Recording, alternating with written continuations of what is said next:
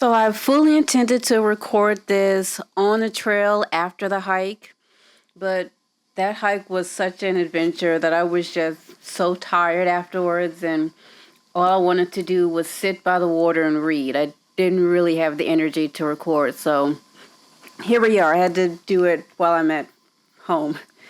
But hello, I'm Auden Johnson, the hiking author, and my dog Bambi and we did the Blue Mountain Summit Loop near Peekskill, New York. Now, I had been to Blue Mountain Reservation before, but it was a really quick trip. I just happened to be in the area. I was in Peekskill overnight, and I saw that this area looked interesting. I just wanted to check it out. So I didn't really do any sort of hiking there because it was very last minute, and absolutely was not prepared to do any kind of hiking. This was my first time actually exploring the area and going in the trail. Because I solo hike, there are a couple of things I do before I go to a trail that I've never been on before. Firstly, go on all trails and try to look at the reviews of the trail to see if this is something that I can actually to see if this is something that I can actually do. But also I would do Google Maps, like directions, to see how I can get there. I know how to drive, but I don't have a car. All of the hikes that I go on, they need to be accessible through public transportation. And mostly I take the New York's Metro North out of Grand Central Station. So all the trails that I would want to, ideally that I like doing, they're usually walking distance from a Metro North stop. This one was walking distance from Peekskill Station. I usually go on Google to find out exactly how to get there. This is kind of one thing I picked up from my travels, is that when you're traveling alone, you don't really want to look lost. Because I'm also taking Bambi there, I wanted to make sure that it was dog friendly, and this trail is, I'll get into that more later, but this trail, it says that the trail is dog friendly. And also another thing that I do, because I enjoy hiking for the mental health aspects of it, but I also hike to photograph. I hike for my photography. When I'm going on a new trail, I usually search through like a Google image search to see to see what the trail looks like, to see what kind of photos I could take. For this trail, when I was going through the photos or going through the images, I didn't really see anything particularly inspiring. However, the train station, Peekskill's train station, is close to this. Like, you can see it from the station. I wanted to photograph that scene at sunset. When I went to Peekskill before, several years before, I had taken this photo at sunrise. It is one of my favorite photos that I have taken, and I would really love to get that scene at sunset. So that was the biggest draw for me, but also just curiosity. I had been to Blue Mountain Reservation before, but I had never really explored it, so I just wanted to try something new. As I was preparing for this hike, I noticed a lot of the reviews said that the trail was poorly marked and that it's easy to get lost. So I usually do this anyway, but I downloaded the trail map from All Trails, and that was a lifesaver. There were so many times when I was hiking that I had my notifications going off because All Trail was telling me that I had missed my turnoff. Like, it is so easy to get lost in that trail. If you plan on doing Blue Mountain Reservation Loop, I highly recommend you download some kind of map, because even the paper map just won't help, because there are no, a lot of times there are no markings on the trail, and there were, like I said, there were a lot of times where I could have gotten lost if it hadn't been for All Trails guiding me throughout the whole time. So for the actual trail, it's rated as moderate, and it's the entire loop is about 6 miles. I would say it's mostly taxing just because of navigating through all the twists and turns of the trail is just tiring. It wasn't really a whole lot of uphill. There's not really a whole lot of elevation gain. Now I would say compared to like a lot of the other hikes I've done, there weren't really like a lot of nice views because of the terrain and all the tree cover, the thick tree cover. That the hike was actually very magical. Now, in terms of it being dog friendly, I don't know, maybe it was All Trails guiding me wrong, although given the fact that All Trails guided me well throughout the entire hike, I don't think it was an All Trails issue. I just think that certain parts of the trail were fairly overgrown, fairly difficult to navigate through it. For this one part, I could see the trail under all the nature, and I used my tripod to help Bambi get through it. But then there was a second part. Your trail didn't see anything. So I wasn't gonna make Bambi go through all that, and I couldn't even go through that because there was nothing, there was no path. I had to once again use the map that I downloaded from All Trails to find an alternate route. So I had intended to do the full loop, but I actually didn't do that, the entire loop, mostly because I was maybe halfway through. I wasn't sure that I would be able to finish it by sunset. Most of you probably know this, but when you're recording on your own in the trail, I'm putting my tripod and my camera down and I'm walking away from the camera, and then I have to turn around and walk back, and that eats up your time. There's also the fact that sometimes I will stop and take photos. But for this trail, I didn't really take a whole lot of photos, but also I already knew that going in because like I said, I had done my research. But I will stop, enjoy the scene. I will stop and enjoy lunch. So I had planned to take an alternative route to cut through this path in order to catch up on the loop at a different point. However, as I was traveling, I had reached that overgrown part that I had mentioned before, this part, and like me and Bambi, we couldn't go, so I had to find another alternative route, and this is generally the route that I took. Now, why do I hike solo? That's kind of been it's partially my personality.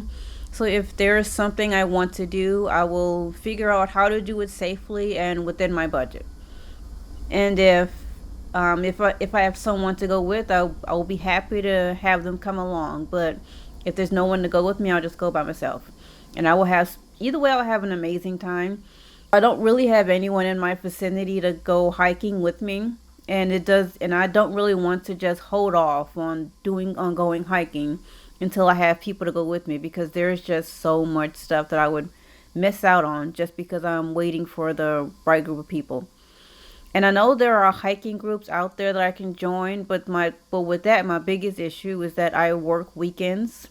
And most hiking groups, they'll meet on like a Saturday or a Sunday, and that just doesn't work for me because I work those days. Mostly I hike on Mondays, which obviously will be very inconvenient for a lot of people. But honestly, it's kind of perfect for me because I hike to get away from people. I hike to be alone with nature. And when you hike on a Monday, there is almost nobody on the trail. It is just absolute bliss to be on a trail with just me and Bambi. And we're enjoying the scene, enjoying all the nature sounds, just soaking it in and letting it revive me. It's so nice. Because of my photography, when I'm on a trail, I usually stop a lot. And I've gotten to the point where my taking photos is not like a point and shoot kind of thing. It's not quick. Oftentimes there's, setting up tripods or just walking around the subject to try to get like a unique perspective of it. It's easier for me to do all that when I'm on the trail by myself because when you're with people, at least for me, when I'm with people, I kind of feel bad for making them wait.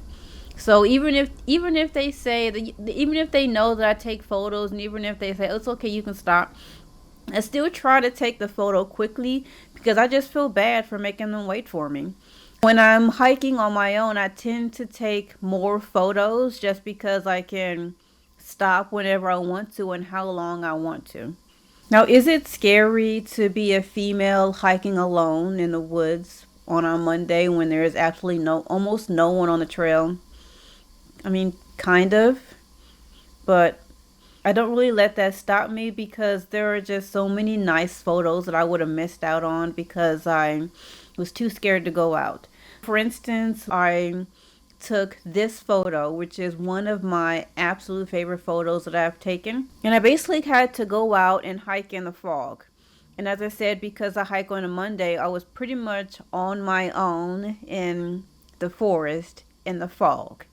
And it was drizzling. So there was a whole lot of sounds around me, and I couldn't actually tell if it was rain or if there were like footsteps or something. So it was very creepy. And it didn't help that it was October. So even though all the pretty leaves and everything, and it just made for a very beautiful scene, but also just me being a horror lover, like being in the October in the woods in the fog by myself is that's the making of a horror movie. And my imagination was going wild. But I pushed myself because there was something very hauntingly beautiful about that scene. But I did not do the full trail because I did reach a point where I did get a bit too scared. So I just turned around and went back down the mountain. Because it was so foggy, there was no point in going to the summit because there would have been no view. It was just the point where I've gotten all the photos that I wanted and I was just like, I'm good. So yes, it does get kind of scary. But I now have my protective dog, Bambi. So she is my hiking companion, but she's also kind of my guard dog. But also, I always carry pepper spray around with me on the hike. In New York, buying pepper spray is its own adventure.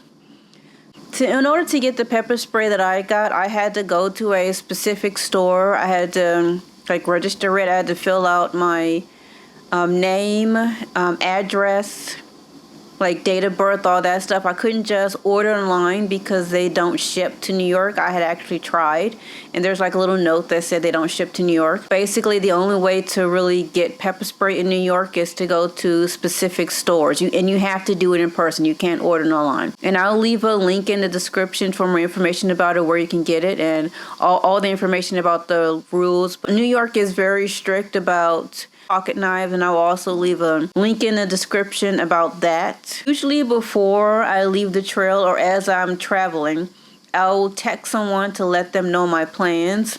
And also when I'm off the trail, I'll let them know. I'll keep them updated as I'm making my way home and let them know when I've arrived. And this is just a personal precaution for me because I know a lot of women, they will do night hiking or they do camping on their own. But as for me, I don't really feel comfortable to do that right now. All of my hikes usually day hike, and I'm off the trail by sunset. Usually before I leave, I will research sunrise and sunset time so I'll know around when I should be off the trail, because I would like to be off the trail well before sunset. So I have taken precautions just in case something happens and I end up on the trail in the dark. Fortunately, it has not happened yet, and I'm hoping it will never happen, but I am prepared if it does happen. So obviously my phone has a flashlight. I also carry a headlamp. And I also have a battery pack, and my battery pack has a light on it. And even Bambi has a light on her collar. I also have an emergency kit with a blanket in it. And usually when I'm hiking, even if it's warm outside, I usually have a jacket on with me. If you want to go hiking and you don't have anyone to go with and you're just a bit nervous about going by yourself, I will say just take precautions. There is a saying when it comes to riding: you know the rules, so you can expertly break the rules. The same can be true with hiking. So know the dangers, know what's out there, know what can happen, and then just do your best to take precautions against that. As I mentioned, this trail was an adventure. Would I do it again? I was thinking about that question as I was leaving, and my first thought was probably not. But then I thought about it and I was just like, this trail will be absolutely beautiful in the fall with all the colors and everything. And also it would be absolutely beautiful in the winter covered in snow. It would be an absolute pain to navigate with all that snow. But again, it would just be so beautiful, and I can just imagine getting so many nice photos. It would also be a good trail to help Bambi develop her hiking paws, especially for like the winter, and to test out maybe her winter shoes or her winter gear. We might actually go back to that trail because I am curious to see what it looks like in the fall and when it's covered in snow. So going into this hike, I kind of suspected I wouldn't be taking a bunch of photos on the trail. I wanted to photograph that mountain scene at sunset. However, because it had been so cloudy and everything, that the sunset it was fine, but it wasn't really inspiring. It wasn't really the kind of photo that I wanted to take, so I didn't take any photos on this hike.